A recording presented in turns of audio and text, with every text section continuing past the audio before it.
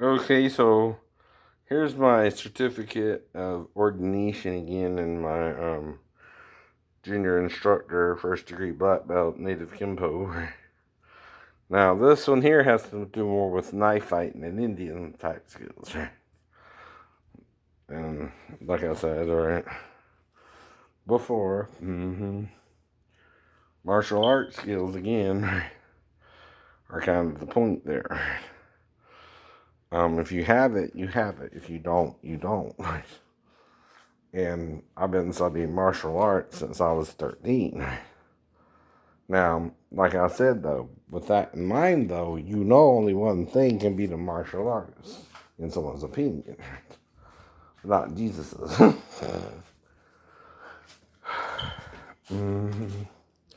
Now, here's another point, though. You don't use, all right, a gun to shoot anybody, or that's attempted murder.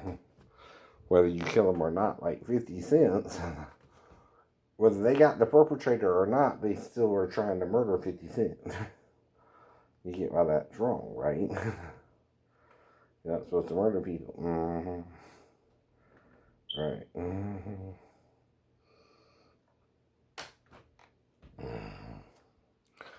So that's the point too. But he survived 9 gunshot wounds. So obviously you're wrong. Right?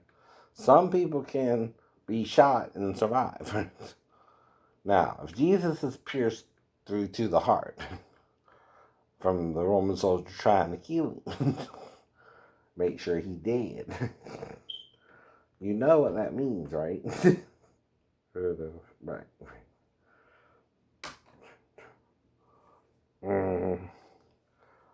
He knows how to make sure he's dead.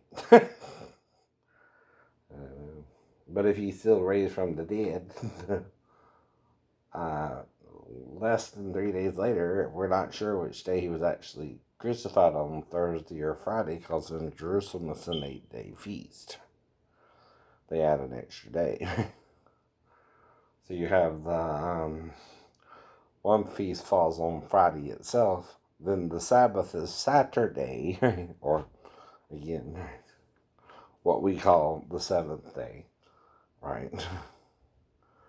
Or Saturday here, which is after the god Saturn, but they just number them, the Jews, right? 1, 2, 3, 4, 5, 6, 7. 1, 2, 3, 4, 5, 6, 7.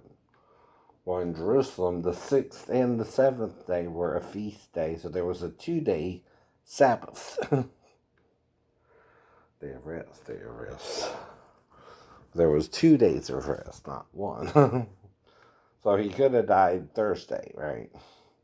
Now the preparation is the night before the feast itself. But here's the irony. If you cannot move, how can you even eat the meal? If you take what Moses said about picking up sticks literally, and yet, don't you think that's what Jesus meant to those self-righteous religious people of his day, right? When the disciples were picking the corn. What, you're like the guy who picked up sticks and they had to inquire of the Lord what to do about it and didn't know right from wrong, right?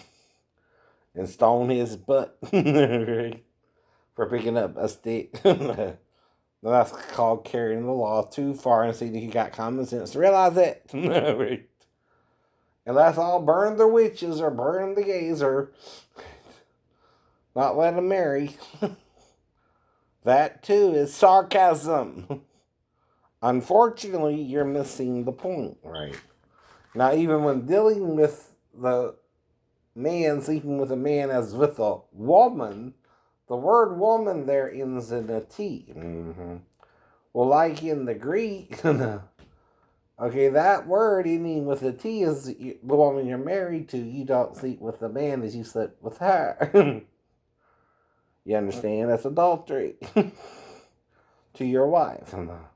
Now, you're also not supposed to sleep with another woman in the New Testament either. You're not supposed to have another wife, but one.